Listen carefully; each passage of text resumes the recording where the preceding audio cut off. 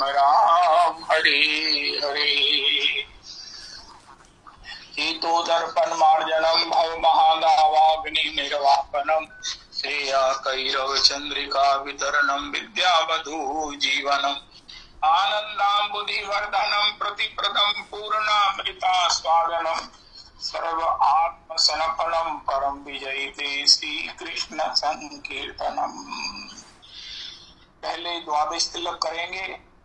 आप सब लोगों ने कर लिया होगा, सभी वैष्णवों ने, सभी प्रभागी वैष्णवों ने, परम पूज्य वैष्णवों ने, वंदनीय आदरणीय वैष्णवों ने। अगर नहीं किया है तो एक बार जो है वो श्री केशवाय नमः, श्री नारायणाय नमः, श्री केशवाय नमः, श्री नारायणाय नमः, श्री विष्णवे नमः, श्री मधुसूदनाय नमः, श्री त्रिविक्रमाय नमः। नहीं, श्री केशवाय नमः, श्री नारायणाय नमः, श्री माधवाय नमः, श्री गोविंदाय नमः, श्री विष्णवे नमः, श्री मधुसूदनाय नमः, श्री त्रिविक्रमाय नमः, श्री वामनाय नमः, श्री श्रीधराय नमः, श्री ऋषिकेशाय नमः, श्री पद्मनाभाय नमः, श्री दामोदराय नमः, श्री वासुदेवाय नमः। एक तो ये द्वादश तिलक करना अत्यावश्यक है और एक अनुलोम विलोम नाड़ी शोधन, ये भागवत जी की आज्ञा है। पहले एक दाएं हाथ से जो है वो सांस, दाएं हाथ पर अपनी नाड़ी, अपने नासिका पर अंगुष्ठ रखकर सांस खींचिए, महामंत्र का उच्चारण कीजिए और उसे छोड़िए। फिर बाएं नासिका पर अपने बीच की 2 अंगुलियों से फिर दाएं नासिका से श्वास खींचिए और फिर उसे लीजिए, फिर उसे छोड़िए। ये पूरक, कुंभक और रेचक ये प्रक्रिया नाड़ी शोधन की है। हमको भजन में लगने के लिए जिस प्रकार से अपनी अंतर शुद्धि अपेक्षित है, ये भागवत जी में इस प्रकार के लिए कहा गया है।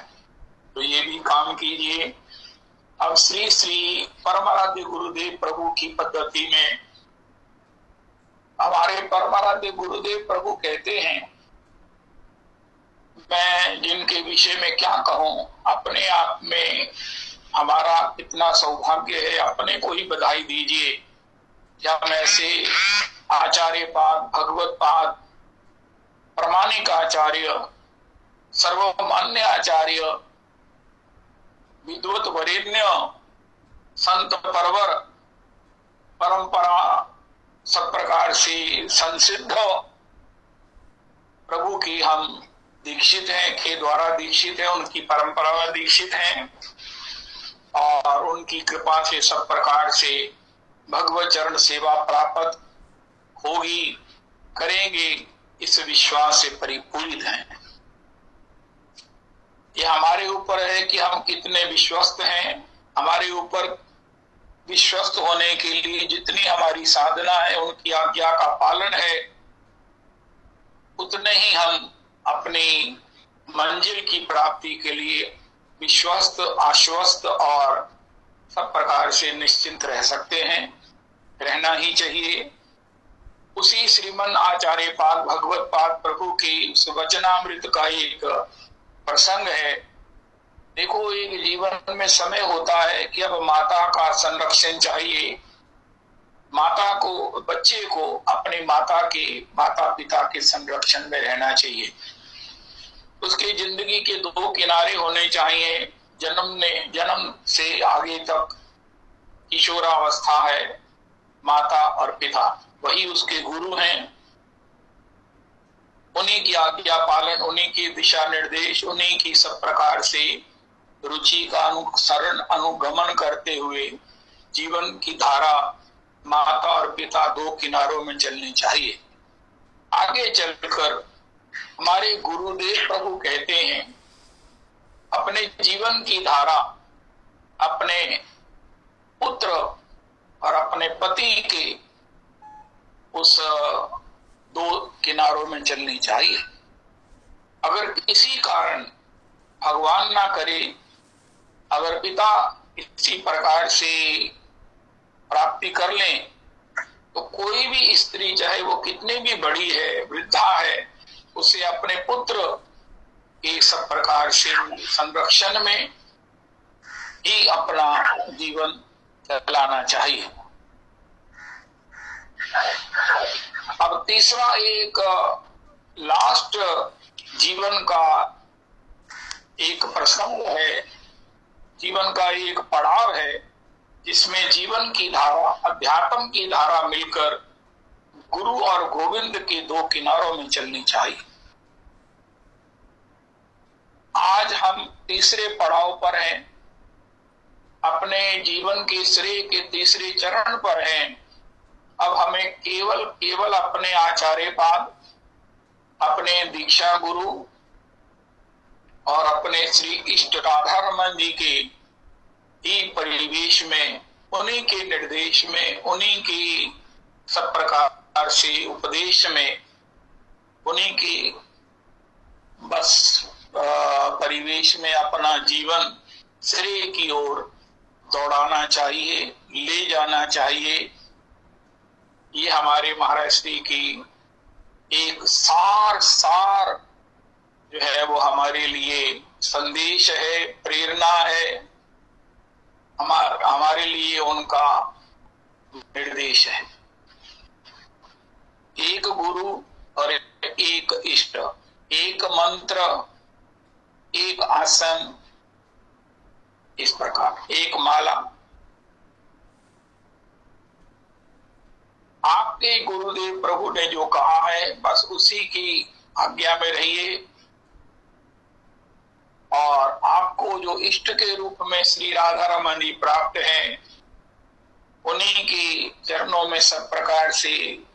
महाराज जी तो यहाँ तक कहते हैं, अगर आपके घर में भी ठाकुर जी के विभिन्न स्वरूप हैं, सभी भगवान के हैं, लेकिन इस एग्जीबिशन के रहते हुए अंतिम समय में आपको निर्णय करना मुश्किल हो जाएगा कि आप किसका ध्यान करेंगे। उस समय तो समय बड़ा कम होता है। अगर आप इस समय कहेंगे कि मैं इतने स्वरूपों में किसका ध्यान करूं, नहीं, भगवान के एक ही स्वरूप को चिंतन कीजिए, ध्यान कीजिए, स्मरण कीजिए। महाराज जी तो यहाँ तक कहा है कि अपने हृदय में एक छवि होनी चाहिए, वो चाहे दुर्गा की हो अष्टभुजी की, चाहे सुदर्शन चक्रधारी भगवान नंदनंदन की हो, चाहे धनुषधारी श्री रघुनंदन की हो, और चाहे वेणु वादन करते हुए राधा रमन जी की हो। एक छवि तो होनी ही चाहिए। जैसे आज भैया लोग ये लड़कियां जो है वो पेंडेंट धारण करती हैं और उसमें वो दिखाती हैं कि उनके राधा रमन जी हैं। कई जगह जो छोटे बच्चियां हैं वो कहती है ये मेरे फियांसी की है, जैसा भी है, लेकिन ये प्रतीक तो है ना कि एक छवि होनी चाहिए जो हमारे हृदय से लगी हो, या सबसे बड़ी हृदय में अवस्थित हो। उसी का ध्यान, उसी का स्मरण, उसी का चिंतन। बाकी अंतिम समय में जो निर्णय करने का जो समय नहीं मिलेगा, अब हम अनिर्णित हुए कहीं भटक ना जाए। इसलिए अपने घर में, मंदिर में, अपने हृदय में एक भगवान का स्वरूप। और महाराज जी तो यहाँ तक भी कहते हैं एक भगवान का स्वरूप, और उनका एक भगवान और उनका एक स्वरूप आपके हृदय में नित्य चिंतन के लिए अवस्थित होना चाहिए। देखो भगवान की कितनी लीलाएं हैं, लेकिन कुंती जी ने उसी भगवान का कितना अद्भुत स्तवन किया। और फिर भगवान मानो पूछ रहे हैं, कुंती तुझे मुझे कौन सी भंगी, तुझे मुझे कौन सी मुद्रा, तुझे मेरी कौन सी जो है वो लीला। कुंती ने ये नहीं कहा कि मुझे सब प्रिय है, उनका सब प्रिय तो है ही है, लेकिन सर्वप्रिय कौन सी है तो मैं वो श्लोक नहीं याद कर पा रहा हूँ। रविदास जी जब भेजेंगे उच्चारण करके तब मैं आपको कोशिश करूंगा।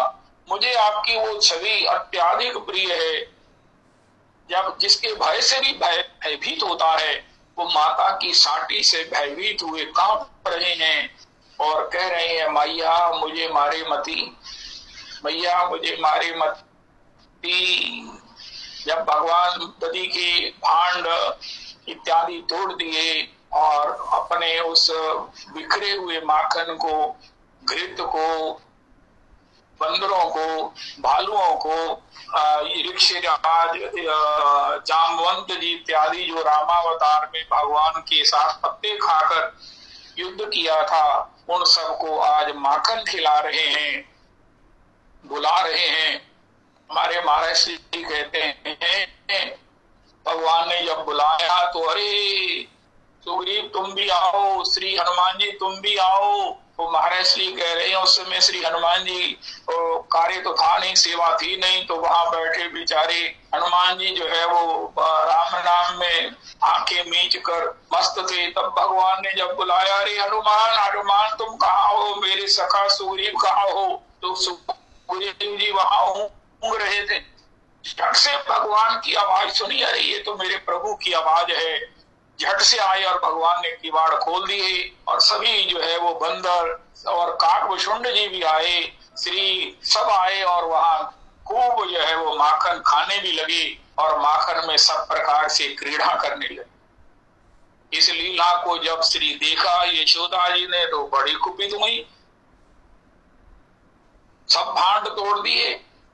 इतना बड़ा रूम था जिसमें महाराज वो भांड रखे थे, भांड भी कैसे कैसे रखे थे कि ये मेरी सास ने मुझे दिया था कि इसमें जो है ना वो घृत भिगो करके, इसमें माखन भिगो करके रखना, इसमें घृत काढ़ के रखना, ये बड़ा ही बढ़िया ये भांड है, ये मेरी सास ने मुझे दिया था। तो यशोदा जी को ये था कि ये मेरी सास के द्वारा दिया गया, उसकी सास के द्वारा प्राप्त ये बड़ा कीमती भांड है।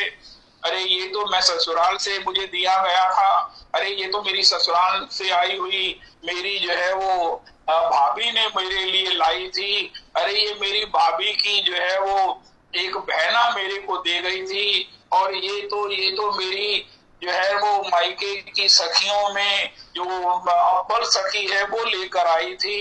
ये मेरे ससुराल की परंपरा से जो है वो महाराज कितने युगों से ये भांड जो है वो चले आ रहे हैं।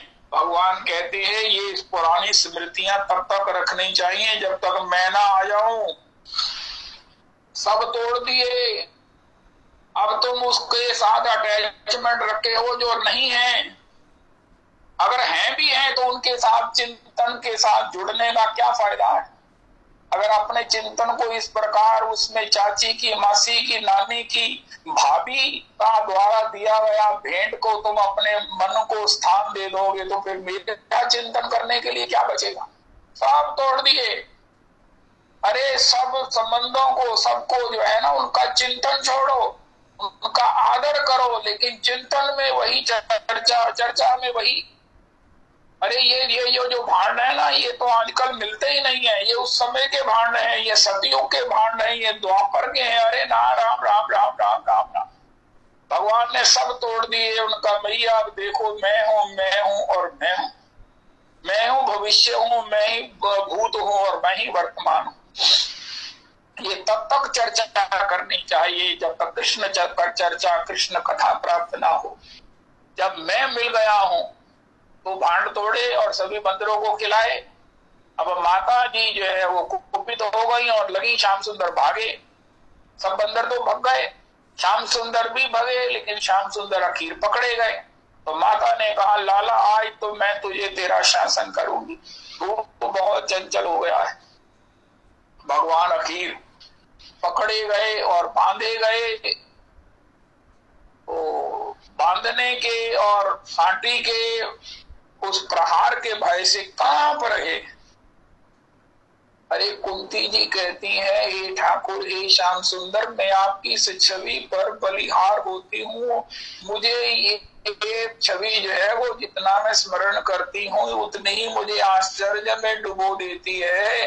मैं उस आश्चर्य के उस पारावार से निकल ही नहीं पाती। अरे मैं सोच, हे श्याम सुंदर, हे श्याम सुंदर, भ्रिकुटी विलास जासु लय हुई। जिनकी आंख के बंद करने से सृष्टि में प्रलय हो जाता है, आंख के खोलने से सृष्टि प्रकट हो जाती है, ऐसे सर्व समर्थ भगवान आज भयभीत होकर माता की साटी से कांप रहे हैं। आपकी ये छवि मेरे हृदय मंदिर से इतस्ता नहीं हुई। ये आपकी लीला, ये आपकी छवि, ये आपकी झांकी, ये आपकी मुद्रा इतनी नेचुरल है, इतनी नेचुरल है। तो भगवान के भी अगर श्याम सुंदर आपके इष्ट हैं तो उनकी भी एक मुद्रा, एक छवि आपके हृदय में होनी चाहिए, जिसको आप अंतिम समय के लिए स्मरण करते हुए भगवान के चरणारविंद की सेवा को प्राप्त करें। उस समय निर्णय करने के लिए जिन्होंने छोड़ दिया है वो बड़ा मुश्किल हो जाएगा। ये हमारे गुरुदेव जी का जो एक डीप स्टडी और अनुभव युक्त जो है वो हमें संदेश है। इसलिए घर में एग्जीबिशन ना लगाओ, मंदिर में एग्जीबिशन ना लगाओ। एक स्वरूप और एक छवि और एक ही भगवान का नाम, एक ही अपना चिंतन रखो, जिसमें अपने मन को करो। अब महाराज श्री कहते हैं एक गुरु और एक गोविंद। अब हमको कितनी बड़ी कृपा है, इसको गुरु धारण करें। अरे कौन है इस समय, ये हमें कोई विचार नहीं है। हमारी तो शादी हो चुकी। मैट्रिमोनियल वो देखें जिनके लिए अभी तक महाराज निर्णय नहीं हुआ किसको गुरु धारण करें। हमको तो वो मिले हैं गुरुदेव जो सर्वमान्य परम प्रमाणिक है, संत भी है, विद्वान भी है, भगवान की नित्य सेवा से आए हैं, नित्य परिकर है, मंजरियां हैं, राधा रमन जी के अधिकृत सेवा अधिकारी हैं, गोसाई जी हैं, परंपरा से जो कृपा करने वाले हैं। ऐसे भगवान श्री के श्री चरण हमें आश्रय के रूप में प्राप्त हैं, मार्गदर्शन के रूप में प्राप्त हैं। और इष्ट की बात कहो तो राधा रमन जी के समान कितने क्यूट है राधा रमन जी, कितने क्यूट है। अरे आपने कभी, हमने अनुमान किया ही होगा, सभी लोग करते, कभी दंत पंक्ति और कभी मुख महाराज मीठा क्या बोलते हैं, मुख को महाराज मुख बंद किए हुए, और कभी जो है वो दंत पंक्ति का दर्शन कराते हुए। ऐसा कभी होता है क्या? ऐसा कभी होता है किसी ठाकुर में आपने देखा होगा? मैंने नहीं देखा, लेकिन अक्सर राधा रमन जी कभी कितनी बार हमें, कभी 3 दंत पंक्ति कैसी 6 दंत पंक्तियां जो है वो दृष्टिगत होती हैं, और फिर दोबारा देखो तो भगवान का मुख कमल पूरी तरह बंद है। ऐसा प्रत्यक्ष श्री राधा रमन जी के जो नख, पांवों के नख हैं, वो प्रत्यक्ष दिखाई देते हैं। राधा रमन जी की पीठ पर श्री शालिग्राम जी से प्रकट होने का प्रमाण प्रस्तुत है। महाराज श्री कहते हैं जब हम सेवा करते हैं तो राधा रमन जी का श्रीअंग वैसे ही अति सुकोमल है। श्री राधा रमन जी कैसे कैसे चमत्कारिक और कैसे कैसे ललित लला कनक कड़ुला कर पायल रे पाँव में रहने दे पिया मोहे कदमों की छाँव में। मेरी लागी है तुमसे लगा ओ मेरो यहाँ पे अटक गयो माँ। राधा रमन मेरो राधा रमन री, राधा रमन मेरो राधा रमन री। आंध सा सलोना मुख लटे घुंघरारी है, भोए है कटी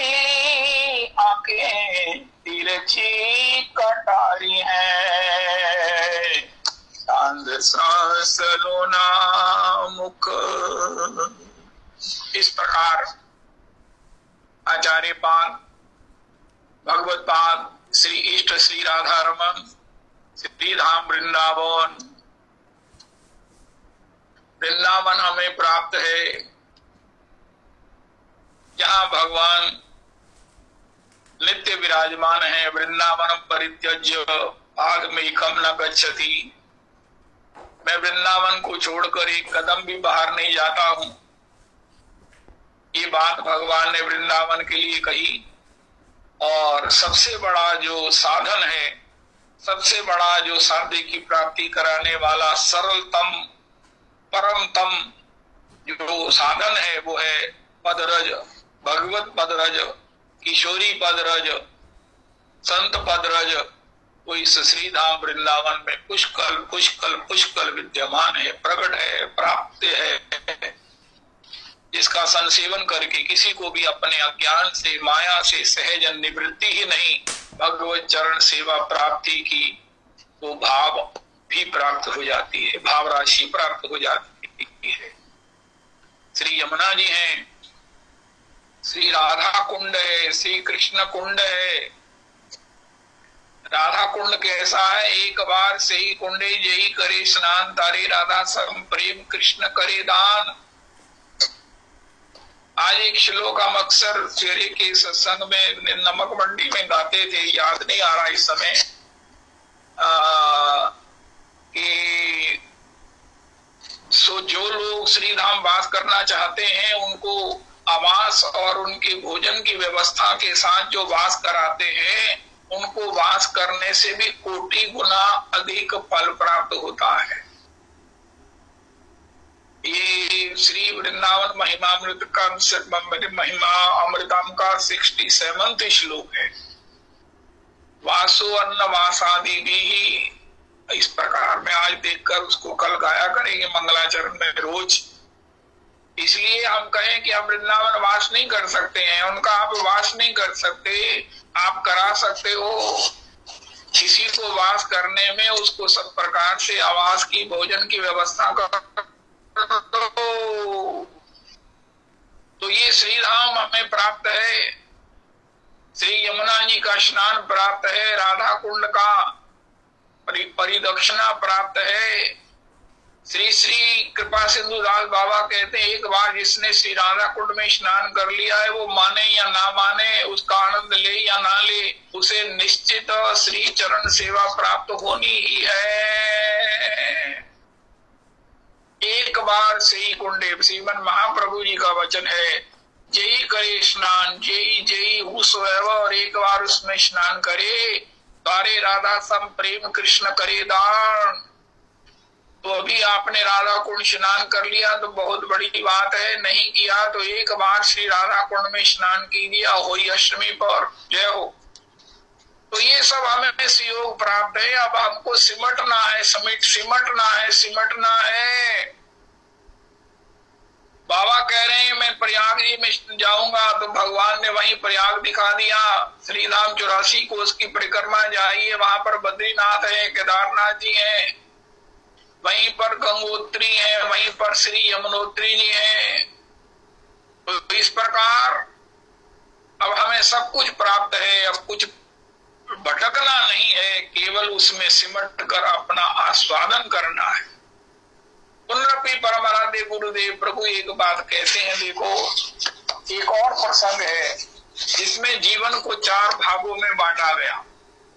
एक है जब बच्चा छोटा होता है, जन्म हुआ, अब इसे माता के लालन पालन की जरूरत है, कोई विकल्प नहीं है। एक मैया बैरिस्टर बन सकती है, मिनिस्टर बन सकती है, प्रेसिडेंट बन सकती है, सेनाध्यक्ष बन सकती है। लंका की भंडारे नायिके थी, पता नहीं सेनाध्यक्ष थी या प्रेसिडेंट थी। मतलब ये है कि स्त्री कुछ भी बन सकती है, लेकिन एक पुरुष जो है एक बच्चे का पालन नहीं कर सकता। एक पुरुष को कहो कि ये बच्चा है, इसकी माता नहीं है, तो इसका तुम लालन पालन करो, कतई संभव नहीं।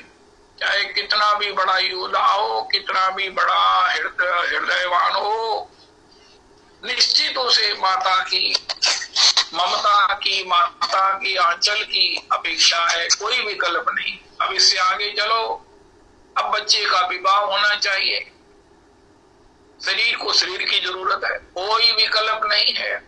सांख्य ने माना नहीं कि प्रकृति और पुरुष अलग रह सकते हैं, ब्याह होना ही चाहिए।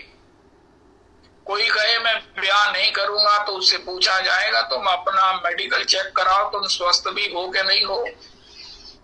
यद्यपि विकल्प एक्सेप्शन हो सकती हैं, लेकिन वो ए फ्यू होती हैं। साधारणतः सबको विवाह के द्वारा इस परिवेश से ही तृप्त मुक्त होकर भजन के लिए आना होता है। अब दूसरी अवस्था है विवाह होना चाहिए।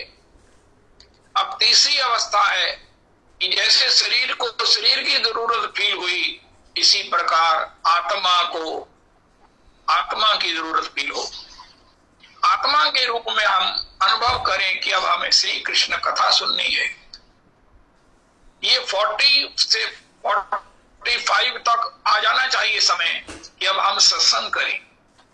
हमें कहीं से श्री राम कथा, कृष्ण कथा सुनने को मिले, बड़ा मन करता है हम भी वैष्णवों में बैठे, हम भी देव दर्शन करें, हम भी वृंदावन दर्शन करें। महाराज श्री कहते हैं अगर कोई कहे मैं विवाह नहीं करूंगा, नहीं कराऊंगा, तो उसका लालन पालन ठीक नहीं हुआ। उसका लालन पालन अगर ठीक होता तो समय पर जो विवाह है वो होता और वो करवाती। इसी प्रकार जिसका धर्मानुकूल जीवन बीता है उसको 45 साल तक की अवस्था में हो जाता है कि अब हम भजन करें।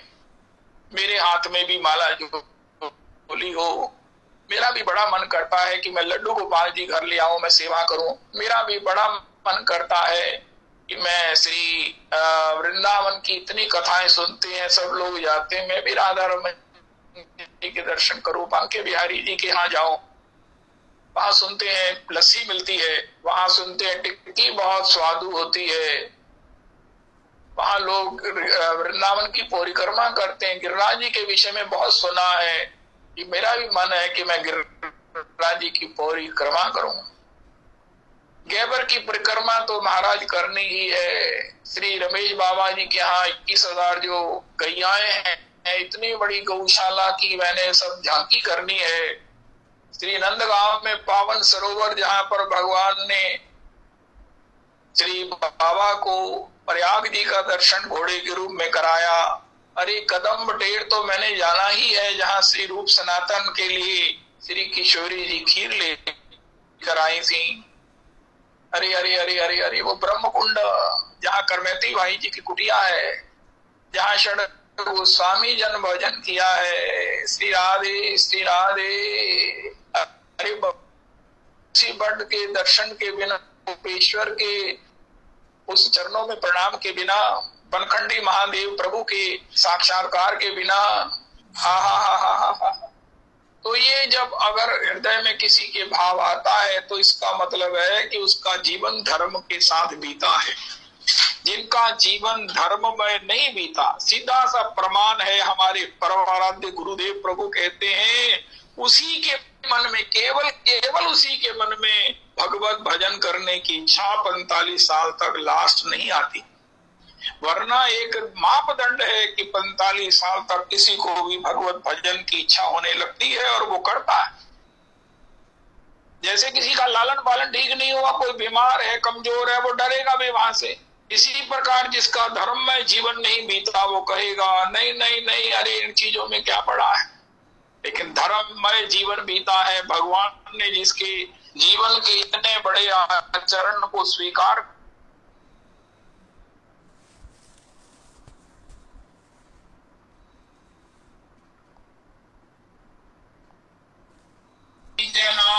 गौरांगे भजे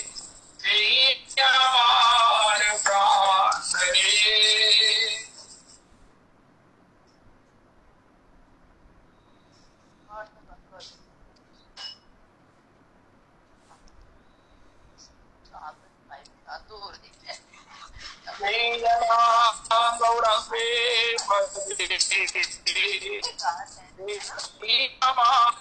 प्राण रे। जितना जीवन धर्म में बीता, कोई कहे कि मैंने 45 साल मेरे सफल हुए से जीवन के क्षणों में मैं पास हो गया हूँ, तो उसका प्रमाण ये है कि जो पास हो गया है वो सत्संग में दिखेगा। उसी राम जी के चरणों में प्रणाम करने में बड़ा उत्साह होगा। श्री राम करूं, कनक भवन बिहारी सरकार के दर्शन करूं, सरयू जी में स्नान करूं, हनुमान गढ़ी करूं, श्री श्री नागेश्वर नाथ भगवान गौरीनाथ का दर्शन करूं, श्री अयोध्या जी में भरत मिलाप स्थान का दर्शन करूं, मिथिला दर्शन करूं, चित्रकूट धाम में मैं दर्शन करूं, तो सबसे बड़ी मेरी दीक्षा हो जाए, मुझे गुरु जी का आश्रय प्राप्त हो जाए। तो ये प्रमाण है इतने समय तक का आपका जीवन पास हो गया। अब आत्मा को आत्मा की जो भूख है, आत्मा को आत्मा की जो नीड है, इसका मतलब है कि आपकी आत्मा स्वस्थ है, अभी वो उसके ऊपर इतने पित्त नहीं पड़े कि आपको कृष्ण भजन की इच्छा नहीं हो रही है, अभी भी आत्मा को भूख लग रही है। आपकी आत्मा की भूख का प्रमाण है कि आप स्वस्थ हैं, और भूख के लिए आप भोजन खोजते हैं, और आत्मा का भोजन श्री कृष्ण नाम, श्री कृष्ण कथा है। ये हमारे महाराज श्री राज रविदास जी ये वो डीप स्टडी बता रहे हैं जो अपने आप में अन्यतम है। अब ये 45 साल से चले, खूब कृष्ण भजन किया, धाम वास किया, धाम विचरण किया, भगवत प्रसाद घर में बनने लगा, भगवान को भोग लगने लगा, घर में लड्डू गोपाल जी आ गए, घर में संतों की जो है वो चर्चा होने लग गई, तुलसी जी का अर्चन होने लग गया, विष्णु सहस्त्रनाम जी का पाठ होने लग गया, नारायण कवच होने लग गया, आदित्य हृदय स्तोत्र को गाकर सवेरे सूर्य को जल देने लग गए, द्वादश तिलक लगाने लग गए, अनुलोम विलोम करके ये नाड़ी शोधन होने लगा, ये सब संस्कार तिलक लगना अस्तु। अब एक समय last of all fourth stage आनी चाहिए कि आत्मा को परमात्मा का विरह हो जाए। एक समय था जब आत्मा को आत्मा की नीड लगी, और आत्मा को आत्मा की नीड क्या है, हम कृष्ण कथा सुने, और एक समय आना चाहिए लास्ट बस कि हमको परमात्मा की नीड भी हो। बिना कृष्ण दर्शन या जग में ये जीवन ही किस काम का है। कृष्ण प्रेम बिना व्यर्थ दरिद्र जीवन, कृष्ण स्मृति बिना व्यर्थ दरिद्र जीवन, इहा जनी नानुरागा मम दुर्भाग्य में तत। हे प्रभु, ये आपके नाम में आपकी सारी शक्ति है, आपका संपूर्ण माधुर्य है। मधुर मधुर मेतन मंगलम मंगलानाम सकल निगम वल्ली सत्फलम चित स्वरूपम हि सकृदपि परिगीतम हे लया श्रद्धया वा भृगुवर नर मात्रम तारयित कृष्ण नाम। हे प्रभु, जो मधुर से भी मधुर है, मुझे कष्ट इस बात का है, पीड़ा इस बात की है कि मेरा इसमें अनुराग क्यों नहीं होता। उस व्यक्ति की दशा क्या होती है, हरि हरि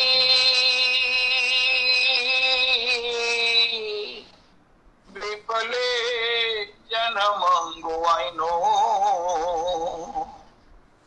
मनुष्य जन्म पाया राधा कृष्ण नाम भजिया, जानिया सुनिया विष खाइनो। बोलो केर प्राण धन हरि नाम संकीर्तन, रतिना जन्मील के नताए। संसार विशानले दीवानिशी आंजले, जुड़ाई ते न कैनो उपाय। हरि हरि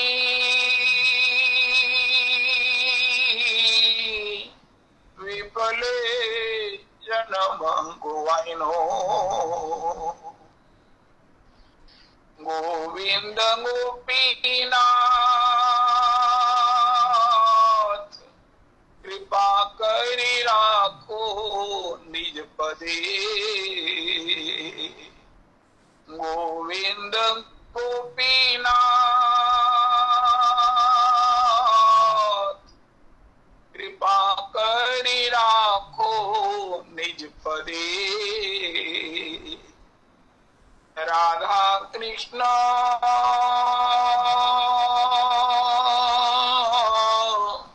निवेदन जन करे। तो तिरसमय सकरुण हृदय अवधान कर नाथ मोरी। हे कृष्ण गोकुल चंद्र हे गोपी प्राण वल्लभ हे कृष्ण प्रिया शिरोमणि। हे न गौरी श्याम गाए श्रवणे परश पाए। गुण सुनि जुड़ाए प्राणी। राधा कृष्ण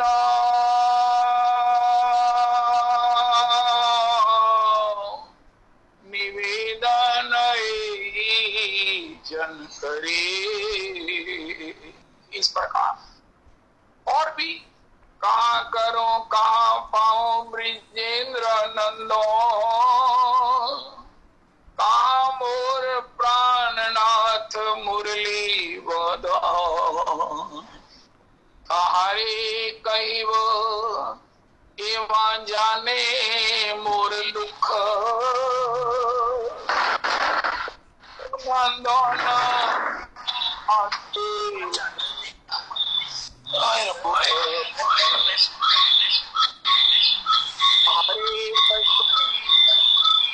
जाने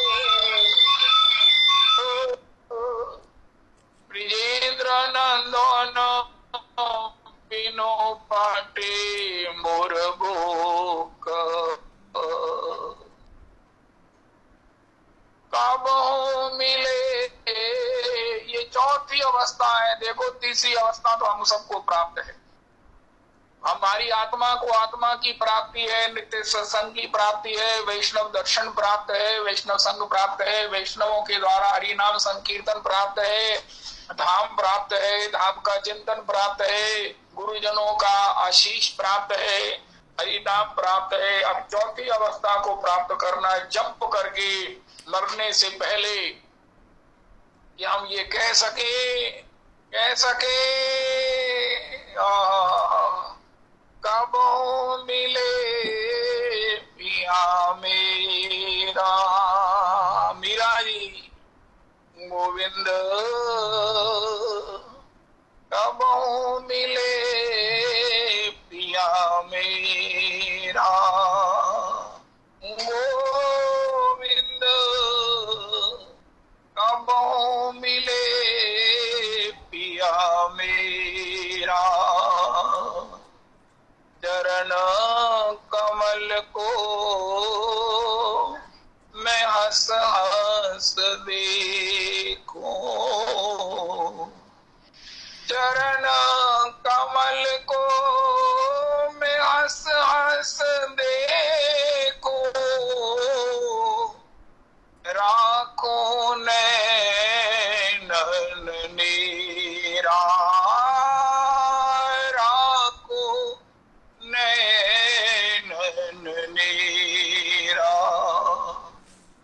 निर्खन का मुहे जाब घनेरो।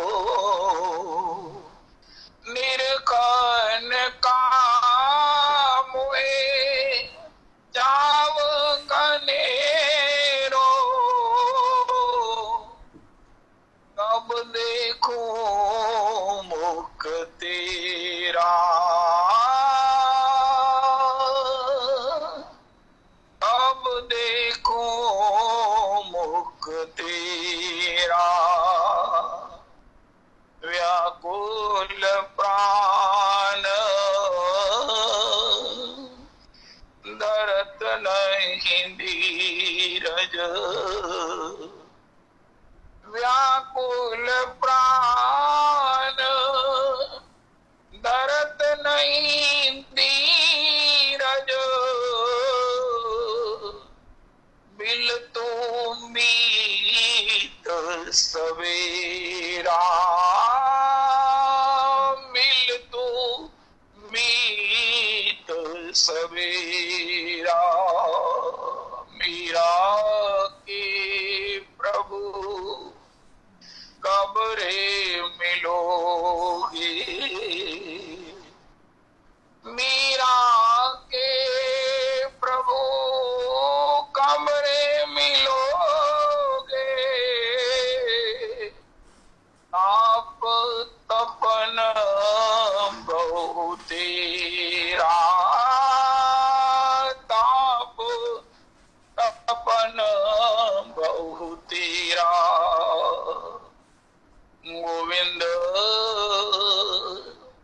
कब मिले पिया मेरा। अगर टेढ़ी मेढ़ी लकड़ियों में नहीं जलना है तो एक बढ़िया अग्नि है जो अति सुखद है। देखने वालों को ये बड़ी भयानक लगती है, लेकिन अंतर में आनंद की, भगवत मिलन की ये अपूर्वतम स्थिति है, अपूर्वतम स्थिति है। और वो स्थिति है भगवत विरह। जिसके जीवन में विरागनी लग गई है, विरागनी उत्पन्न हो गई है, वो टेढ़ी मेढ़ी लकड़ियों पर नहीं जलेगा।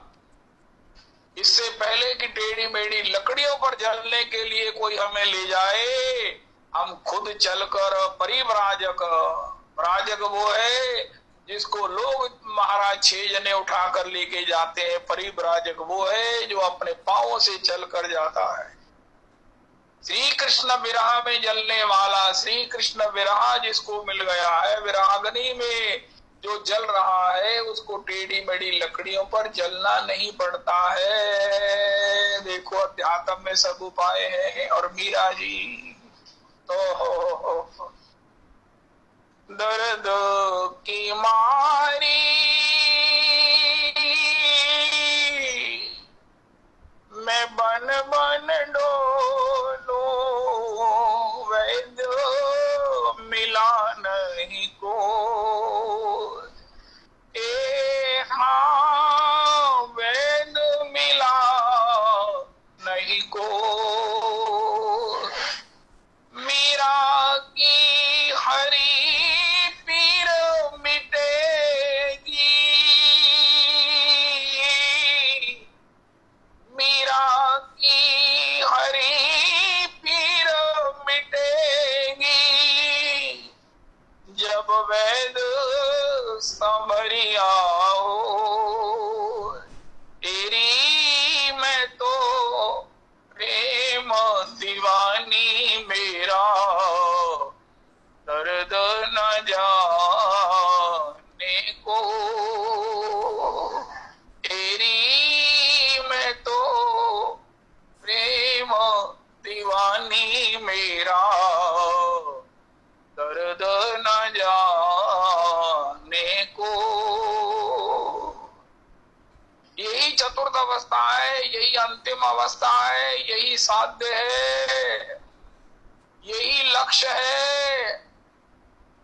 महाप्रभु जी ने शिष्टाष्टक के 7वें श्लोक में जो विश्राम किया है वो यही है, युगायितम निमेषेन चक्षुषा प्राविश्यायितम शून्यायितम जगत सर्व गोविंद विरहेन में।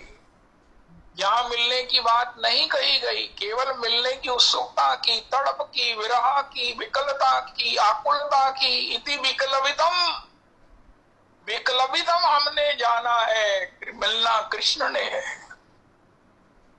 गोपियों को भगवान मिले हैं दांतों में तृण दबाकर, गले में पट्टा डालकर, अपने आप को अतिशय अपराधी मानकर गोपांगनाओं के सामने हाथ जोड़कर भगवान प्रकट हो गए। सारे ज्ञानी, सारे ध्यानी, सारे जपी, सारे तपी, सारे योगी, सारे याज्ञिक जो है वो महाराज चिल्लाने लगे, अरे हमारे तो ध्यान में ना आवे, सहे धूप झाड़ो है।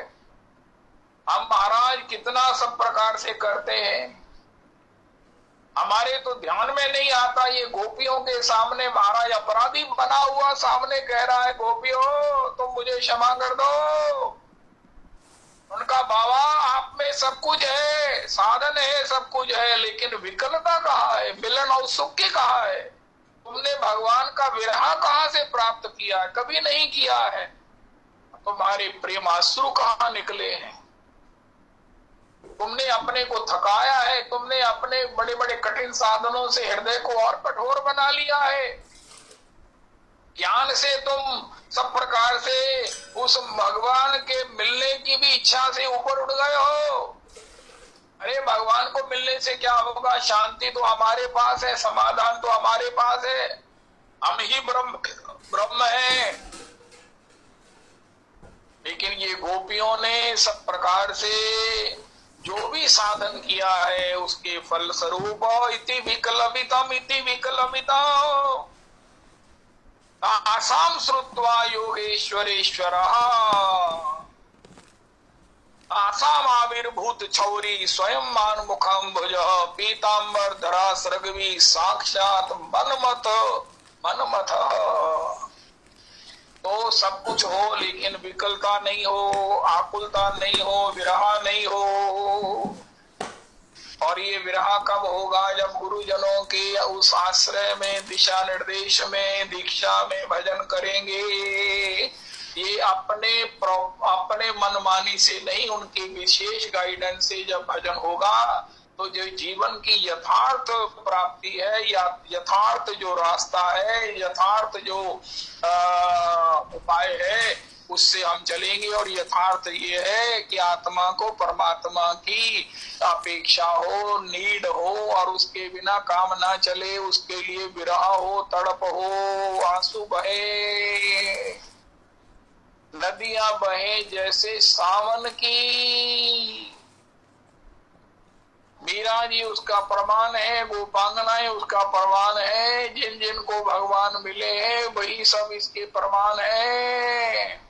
इसलिए मीरा जी को गाओ ताकि वहां से आग लेकर आए और उससे अपने हृदय को विरह से विकल कर लें।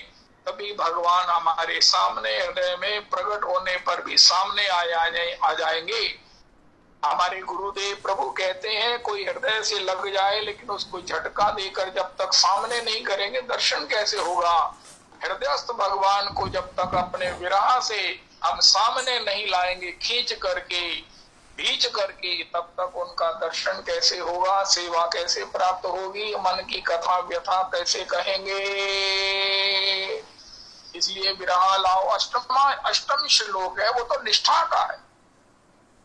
आश्लिष्यवा पादरताम पिनष्टु मामदर्शनात् मर्महताम करोतु वा यथा तथा वा विदधातु लंपटो मत प्राणनाथस्तु साएव न परा। मत प्राणनाथस्तु साएव न परा। इष्ट निष्ठा। इष्ट निष्ठा क्या है? कि चाहे मेरे श्याम सुंदर, मेरे प्रियतम मुझे आश्लेष देकर, जो सबसे बड़ी प्राप्ति की, सबसे बड़ी कृपा की उपलब्धि है, आश्लेष देकर मेरे सौभाग्य का संवर्धन करें, मुझे स्वीकार करें और मुझे ही ना मिलकर सबको मिले, मुझे अपने विरह में तड़पावे। महाराज श्री कहते हैं एक विरह होता है जो पति परवश होता है, एक विरह सबसे बड़ा होता है कि सबको मिल रहे हो, हमें ही ना मिले। ये असह्य विरह होता है। और साधक कहता है प्रभु ये असह्य विरह मुझे प्राप्त हो जाए तो भी मेरे प्राणनाथस्तु सा एव आप ही हो, मेरे प्राणनाथस्तु आप ही है। श्री दास गोस्वामी जी मना शिक्षा में लिखते हैं कि कोई कहे कि तुम्हारे श्याम सुंदर तो भी 5000 साल पहले पैदा हुए हैं, वो तो महाराज एक साधारण मनुष्य है। कोई कहे वो नारायण है, कोई कहे नारायण के भी मूल है, कुछ भी कहे कोई, लेकिन मेरे प्राण सर्वस्व तो राधा कृष्ण है। वो पॉसिबल श्लोक किसी के पास हो तो भेजना इस मोबाइल पर, क्योंकि मुझे ग्रंथ में नहीं दिखता है, मोबाइल पर दिख जाएगा। अद्भुत श्लोक है, प्रत्येक को गाना चाहिए। चाहे साधारण मनुष्य है, चाहे नारायण के भी नारायण है, लेकिन मेरे प्राणनाथ तो श्री राधा रमन है, श्री राधा रमन है। ऐसी निष्ठा श्री शिष्टाष्टक के 8वें श्लोक में भी महाप्रभु जी ने हमारे लिए प्रदान की है। आज हम श्री शिष्टाष्टक को प्रणाम करते हैं, शिष्टाष्टक को रोज वंदन करेंगे अपने मन से। हमको रोज शिष्टाष्टक के 8 श्लोकों का पाठ करते रहना है, जिसका कतिपय गान, किंचित गान, जिनका चरण चापन गुरुदेव प्रभु की कृपा से, गौर हरि की कृपा से, पंच तत्व प्रभु की कृपा से करने का दुस्साहस किया अनाधिकृत होकर भी। तो कल से हम श्री नरोत्तम प्रार्थना, एक एक प्रार्थना का रोज गान करेंगे, आस्वादन करेंगे, क्योंकि भक्ति प्राप्ति कराने वाली नरोत्तम प्रार्थना प्रेम भक्ति चंद्रिका है, जिसका कल से नरोत्तम प्रार्थना के द्वारा गान शुरू हो जाएगा। जय जय श्री राधे, जय जय श्री राधे। श्री आप सभी वैष्णव जन मुझ पर कृपा करें। मैंने भगवान से पूछा था, प्रभु आपने मुझे किस रीत से कथा वाचक बना दिया, वो रीज मुझे बताओ, मेरे को बड़ी उत्सुकता, बड़ी देर से मेरे को चिंतन है, ये कैसे हो गया। भगवान ने कहा तेरा प्रश्न ही गलत है, तू अपने को कथावाचक कहता है। किसने कहा तू कथावाचक है? हमारे लोग कहते हैं और मैं भी यही देखता हूं, उनका नहीं, तू तो हमारा डिलीवरी मैन है, अपने को हमारे कथावाचक कहता है। गुरु जी ने जो कहा है उनके वचनों की डिलीवरी करता है। डिलीवरी बॉय के रूप में तुम्हें हमने नौकरी में रखा था, तो डिलीवरी मैन हो गया और तू अपने को कथावाचक कहने लग गया। मैंने कहा मारे मेरे प्रश्न का उत्तर मिल गया, लेकिन मुझे इससे भी बड़ा सौभाग्य कि आपने अपना डिलीवरी मैन मुझे बनाया है। मुझे तो ये नौकरी भी लगता है कि मेरा इतने बड़ी पात्रता भी नहीं थी। तो delivery man, delivery boy, delivery man. Shri Shri Radha Raman Lal ji की जय। राधा माधव चरण कमल बंदो बारंबार, एक तत्व दो तन धरे नित रस पारावा। सबे अंग गुणहीन हो, आपे यतन न कोई। एक किशोरी कृपा ते जो कछु होए सो होए। श्री श्री रविदास प्रभु जी आप सावन की पदावली गाइए, सभी भक्तों को आपके श्री मुख से सुनने की अतिशय इच्छा है। जय हो, जय हो, जय हो।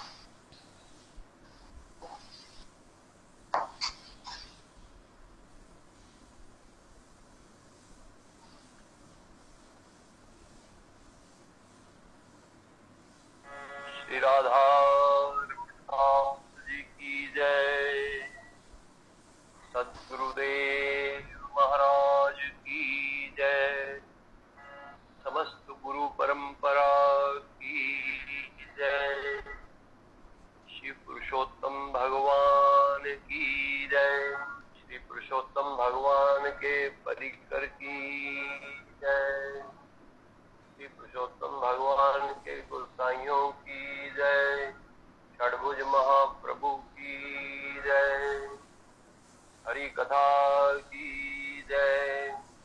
हरि नाम संकीर्तन की जय। श्री प्रेम प्रदाय श्री हरि राम भगवान की जय। अघहरण श्री हरि राम भगवान की जय। कलयुग के विशेष धर्म श्री हरि राम भगवान की जय।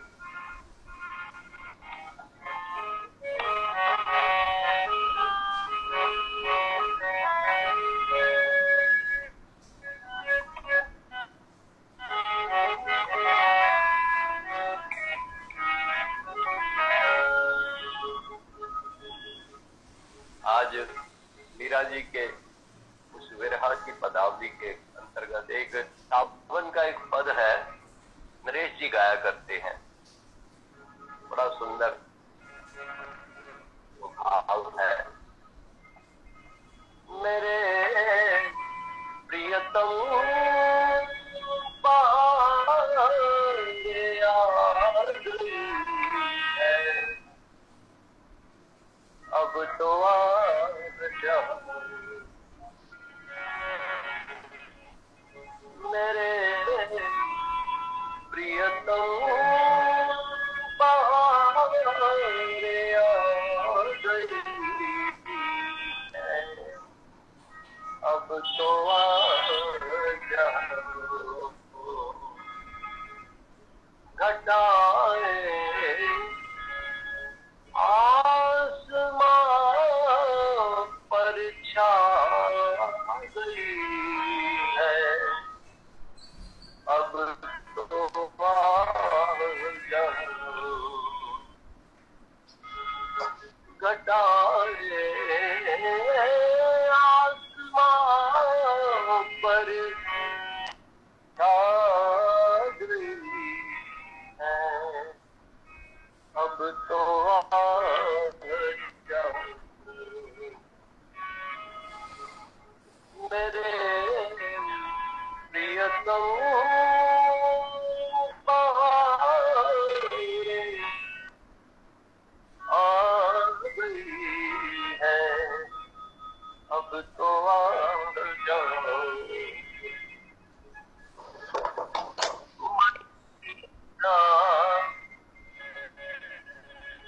लग गया का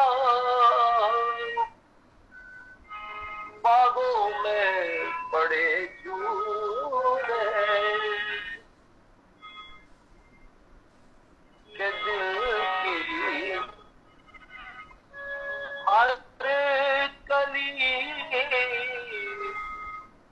अब खिल रही है,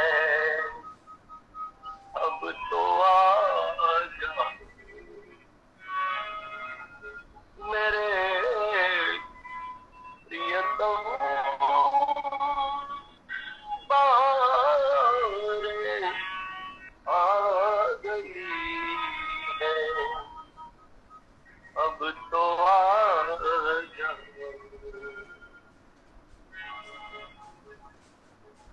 महीना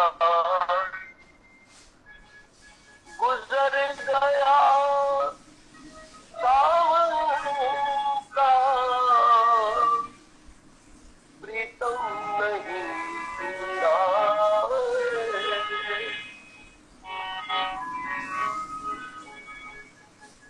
महीना गुजर गया सावन का,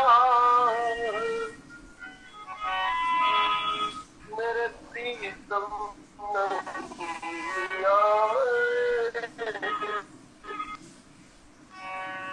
दिल की हर कली मुरझा गई है, अब तो आजा मेरे प्रियतम आ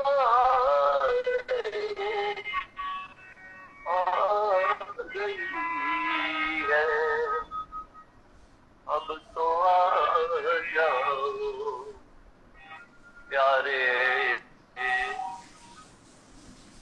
अब तो आजा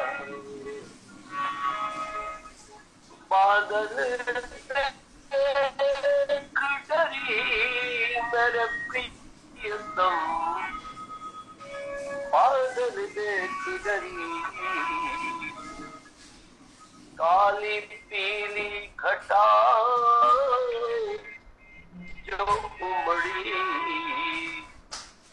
बरसत घड़ी घड़ी,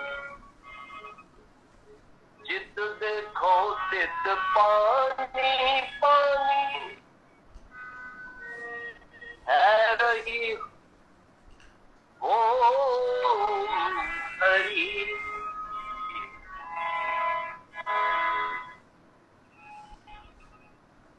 जाका पिय परदेस बसत है, वो तो भीजत बाहर खड़ी। मीरा के प्रभु कब रे मिलोगे, ईजे प्रीत खरी।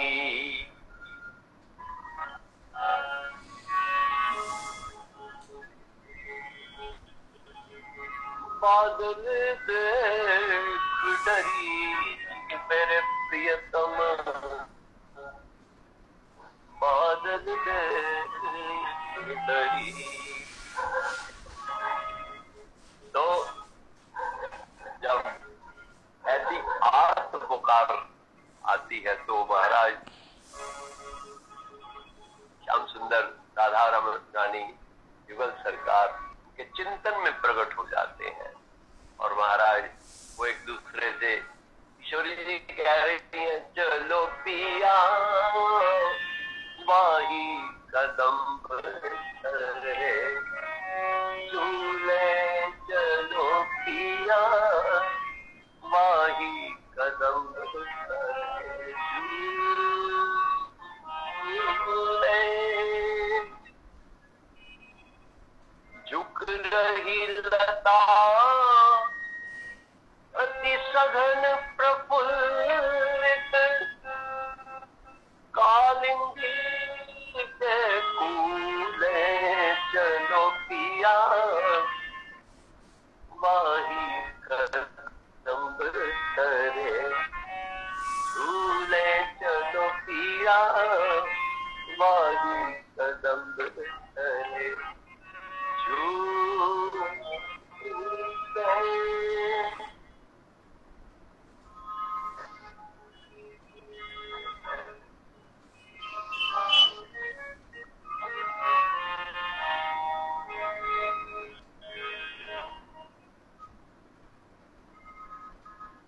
ललित किशोरी मग बतरावे,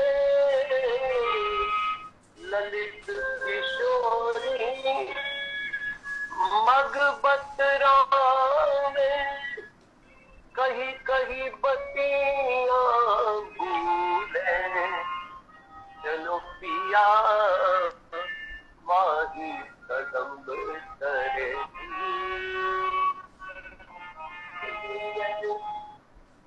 चलो पिया वाही कदम धरे,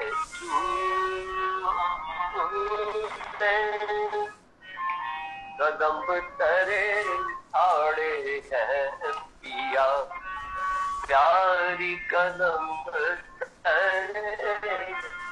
आड़े है पिया प्यारी, मोहन के सिर मुकुट विराजत, इत लहरिया साड़ी, कदम तरे आड़े है पिया प्यारी, कदम तरे आड़े है पिया प्यारी। मंद मंद बरकत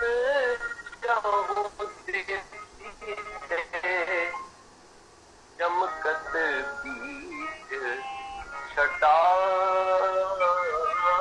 छटारी, चमकत बीच छटारी।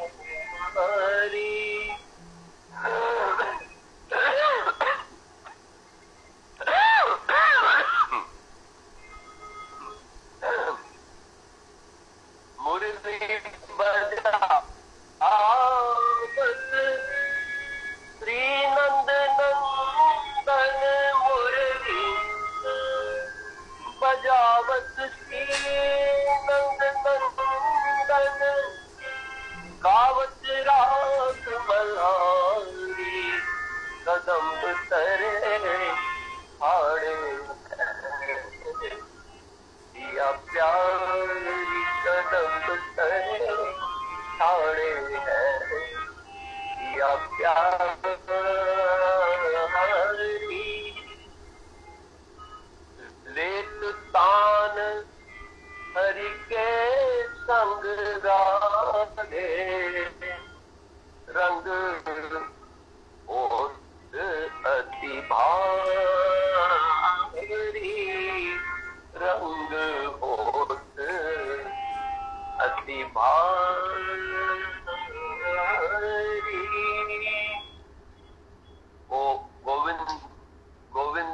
जी गा रहे थे, श्याम सुंदर आकर के साथ में आकर के गाने लगे।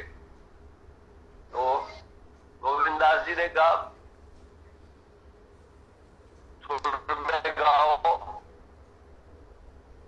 में गाओ। तो किसी ने पूछा, बाद में उनके पूछा, महाराज आप क्या कह रहे थे? तो ठाकुर जी बीच में आकर के बैठ गए थे और वो गा रहे थे। वो ताल को थोड़ा बिगाड़ रहे थे, इसलिए मैंने उनको कहा सुर में गाओ। और क्या पूछा कि महाराज दोनों में कौन अच्छा गाता है, प्रिया प्रियतम में अच्छा कौन है? महाराज किशोरी जी बड़ा अच्छा गाता। गोविंदास जी कहते हैं किशोरी जी बड़ा अच्छा। लेत तान हरि के संग राधे, लेत तान हरि के संग राधे, रंग होत अति भारी, श्री विठ्ठल गिरधर को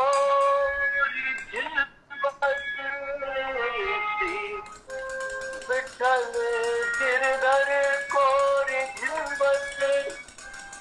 श्री वृषभानु दुलारी, कदम तरे ठाणे है या प्यारी, कदम तरे ठाणे है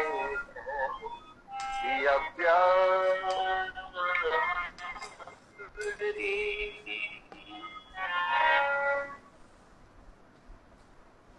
हरे रामा रिम झिम पर से पनिया, झूले राजा रनिया के कारी।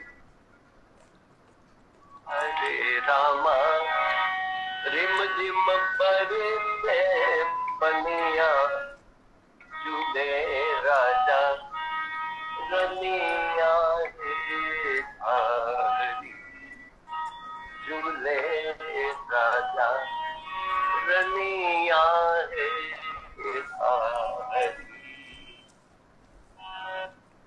गिर आए घुमड़ घन कारे, गिर आए घुमड़ घन कारे, पड़े रिम झिम बूंद फुहारे। हरे रामा चमक रही दामनिया, झूले राजा रनिया है। हरे रामा चमक रही दामनिया, झूले राजा रनिया है। हरे रामा रिम झिम पर से पनिया, झूले राजा रनिया है। अंग अंग में भूषण निराला, अंग अंग में भूषण निराला,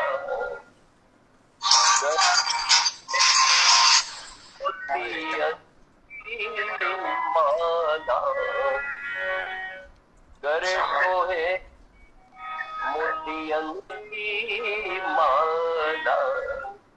हरे रामा कमर पड़ी कर धनिया, झूले राजा रनिया के आरी। हरे रामा कमर पड़ी कर धनिया, झूले राजा रनिया है आरी। हरे रामा रिम झिम पर से पनिया, झूले राजा रनिया है आरी।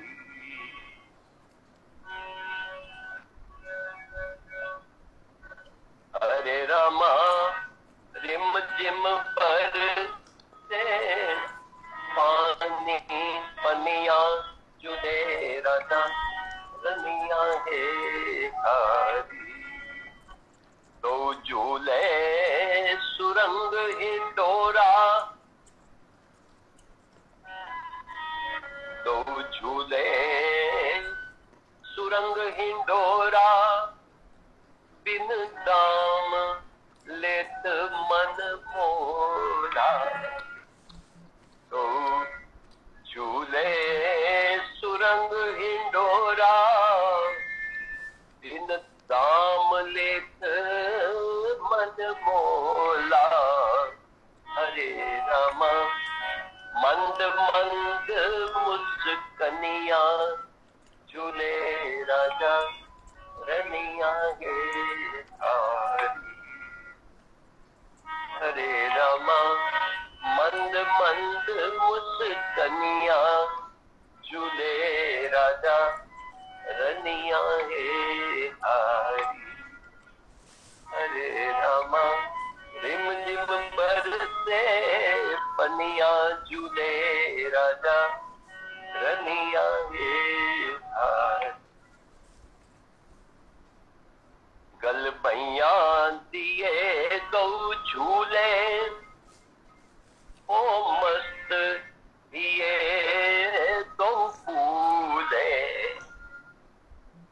गल भैया दिए गौ झूले, ओ मस्त दिए गौ फूले। हरे रामा भूले नहीं चित बनिया झूले राजा रनिया है हरी। हरे रामा भूले नहीं